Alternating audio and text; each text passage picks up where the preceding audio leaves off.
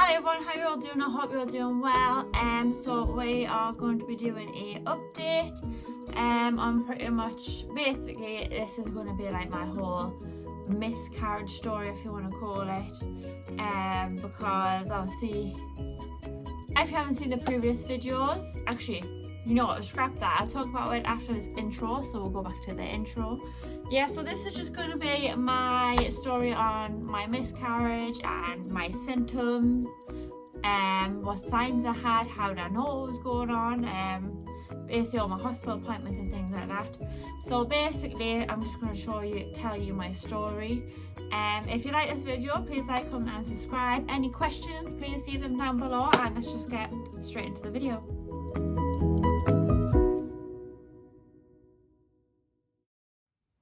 So we'll go back to the start just so you get a little recap, should I say. So we were trying for about 2.5 years, trying to conceive after, you know, I had PID and everything like that. Nothing happened, never felt pregnant at all, never felt pregnant naturally. So obviously went to the doctors, got tests done, I got my height, my weight done, I got Bloodstone, I got a scan done, everything looked normal. There was nothing concerning in that way. So I got told I had to put a bit of weight on and obviously and then when I put my weight on, I'll get referred to a fertility clinic. However, I got a phone call saying I was getting referred, I put enough weight on, so I was waiting for, basically I'm still waiting to get like my first letter that tells me when my first appointment is. So that was a little recap with all that. How I knew, like what made us do a pregnancy test, because we stopped taking pregnancy tests. I used to take them like every month. I stopped taking them for like 4 or 5 months, and we were just like, it's clearly not going to happen normally, let's just, you know, wait until, you know, the whole fertility stuff and things like that. But I had a period, let's just say, well, I thought it was a period, clearly it wasn't. So I had like a really dark, I know it's a bit TMI, a really dark red period. It went on, my periods would go on for about 3 to 4 or 5 days, and that's only it. This one went on for about 7 to 8 days. So I was bleeding for quite a while, and it was quite heavy throughout the period. And I was just like, all right, okay, maybe, you know, higher hormones or something this month, because I was taking double amount of serapeptides, double amount of my supplements. I was doubling everything that first month, so I thought maybe it was because of that. Period stopped. 5 days later I started getting like a watery brown discharge, and I think I had that for about a week. But when I started with the brown discharge, I was like, maybe I was ovulating or something, so I did an ovulation test. It came back like there was a line, but obviously it wasn't positive. So then, you know, out of curiosity, I did a pregnancy test. It did come back pregnant, so it was like a bit of a shock to the system. I was like, whoa, like, no, that's not true. So I was like, maybe it was just like implantation bleeding or something like that. So I left it for a couple of days, you know, see if it was stopped, because obviously like spotting, you can spot through the whole, obviously, first trimester pregnancy, some people can. So I was like, I'll see how it goes, if it gets darker, see if it gets heavier. And I think 5 days went by, and it was just still like a brown watery discharge, like nothing was changing. Sometimes when I went to the toilet, I noticed that it was quite red. So like when I was weighing, like it was quite red, but then also when I put pad on, there was no blood in that way. It was just when I was going to the toilet. So I thought that was quite weird.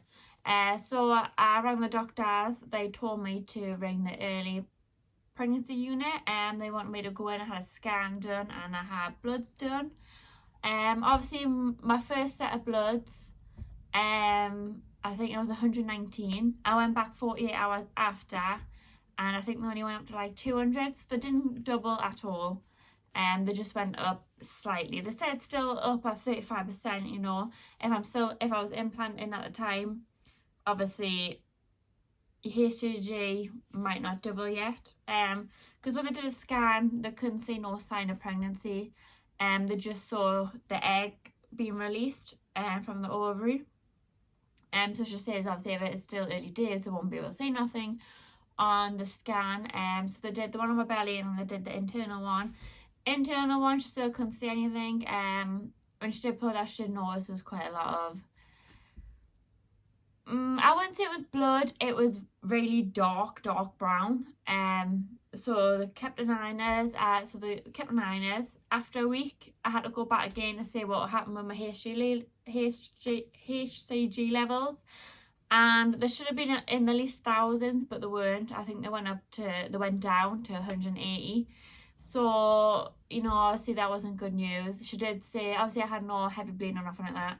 So she was like, you know, be prepared, like in a couple of days, you know, you will start, if you haven't already, you know, pass, you know, some clots, things like that, might get be like a heavy period.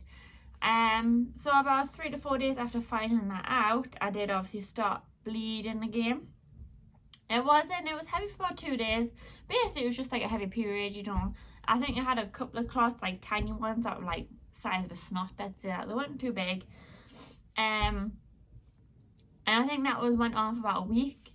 And then it started, you know, getting lighter, and it went to brown. But then there was like some like stringy stuff, which I think it's like the tissue. So it wasn't really, you know, a traumatic miscarriage, but it was a whole thought of, you know, the whole trying to conceive, eventually trying to fall pregnant, and then you find out, you know, it's a miscarriage before you even find out you're pregnant, you know what I mean? You find out you're pregnant, but you're already going through the miscarriage. So like the whole situation was like just traumatic for me. Like it was just mentally draining. So yeah, that was the whole story of that. The symptoms I have, like other symptoms I've been having, obviously like the bleeding, the spotting and things like that. Really bad back pain. I've been really tired. I was vomiting a couple of days ago, like I was like bed bound, I couldn't get out of bed, I had no energy. I don't know if that is because of that, or if that was because obviously there was a bug going around at my work, the norovirus, we think it is. I don't know if it was that or if it was related to that. So I don't know if they are related, but yeah. So that only went on for like 24 hours, so that made us think it was a norovirus. But I've been still feeling groggy, no energy, really bad headache still, really bad back pain. The worst one is going to the toilet for a number 2. Like that, I was constipated for days, let's just say that. Like, I've been so constipated. Trying to go to the toilet is just horrendous, like it hurts so bad. So I've been taking Sedacoff for that. It helps a bit, but obviously because I've been constipated for a couple of days, you know, I feel very bloated, really don't want to eat or nothing like that, so I haven't really been eating. But lately that has started, you know, to calm down. So I am getting back normal in that sense. The only thing I've been having lately, as I say, is the back pain. It seems to come and go if I sit down for too long, if I stand up for too long. You know, if I do anything in the same position for too long, the lower part of my back seems to hurt quite a bit. The sex situation, obviously we did have sex as soon as bleeding stopped. You know, I would say because I was a bit scared in case of hurt, I did make it more uncomfortable for myself.